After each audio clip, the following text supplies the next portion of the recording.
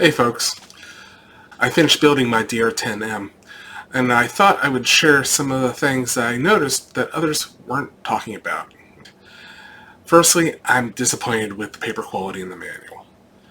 Better paper quality on the B6.3 kit was printed, had clear and sharp images. You could really see what you were doing. The DR10M manual, their images are fuzzy and dark. The manual is now available for download, so download it. It'll help you from having to redo some of your work as you do your build.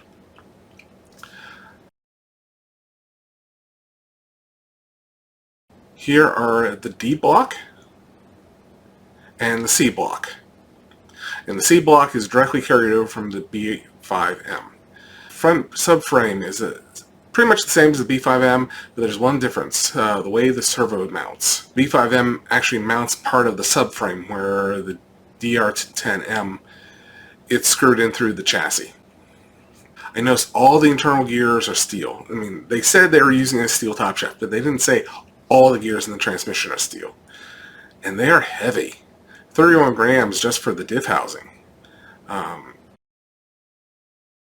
9 grams for each of the idlers. 12 grams for the top shaft. With the whole transmission assembled with the motor plate, it was 149 grams. Now you compare this to another 4-gear transmission I previously built for my B5M with aluminum top shaft, steel idlers, and a plastic diff housing, and it's 109 grams. When you install the transmission, you'll only find 3 spacers that go underneath the transmission. The manual shows the option of 4. The 4th spacer is actually in the option parts bag. One nice touch I really liked with this kit is that the metal servo arm instead of plastic servo arm that comes with most every other kit. Everything on the car built pretty much stock other than the front bulkhead, and with big max amps battery, the thing weighs out at 28 grams, which I didn't think was bad, especially with that big battery and the brass bulkhead. I noticed these 2 parts in the optional parts bag once I got to that. It looks like one looks to install on the shock tower, and the other is the right width to fit into the wheelie bar. You just need to drill a couple more holes to make it stay solid.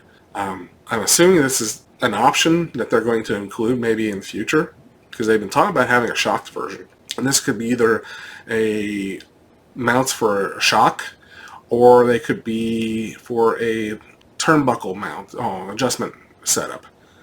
Either way, neat to include them, but it'd be nice to say what they were for. The included wheelie bar looks really nice. The thing is, it is not the standard width. So if anyone wants to know, it's not the standard width that everyone's been using for the Traxxas wheelie bars. It's 10 millimeters narrower. And I'm not going to be using it. I've never really raced with dual wheels, so I've been running a shocked mono wheel bar. So I 3D printed up a narrower version of the wheelie bar I've been using on my DR10s out of carbon fiber nylon. Not counting the shocks, it actually weighs the exact same amount as the stock wheelie bar that comes in the kit. That is everything I really noticed about the kit, and wanted to mention some things that I was going to do with my car. It looks really nice. I really like it. Hopefully it runs as well as it looks. Take care. See ya next time. Thanks much.